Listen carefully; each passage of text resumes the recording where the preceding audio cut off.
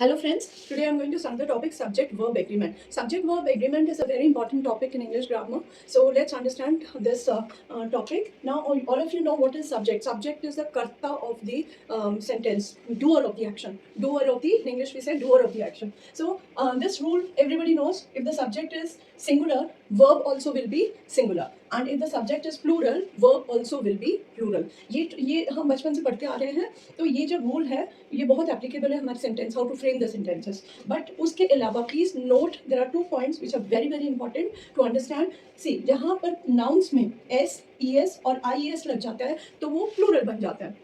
ठीक है, जहाँ पर एस ई एस और आई एस लग जाएगा नाउन में तो वो प्लूरल बन जाएगा. जैसे कि बुक हुआ, book becomes books. Okay, book become table, become tables, right.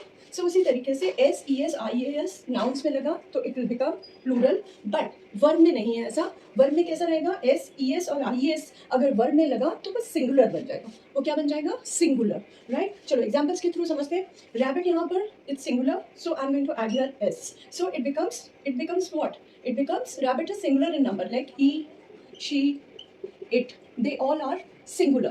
They all are singular in subject. So मैंने आपको अभी बोला कि अगर नाउन में एस ई एस और आई एस लगा तो वो प्लूरल बन जाएगा, बट अगर वर्ब में लगा तो वो सिंगुलर बन जाएगा. So rabbit likes vegetables.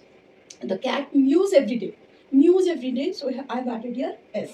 Now Mike plays the guitar. Mike is singular here, so I've added S here. But यहाँ पर देखिए V है. V is plural in number, so I haven't added S over here. We play chess in the club. You play chess in the club. We all play chess in the club.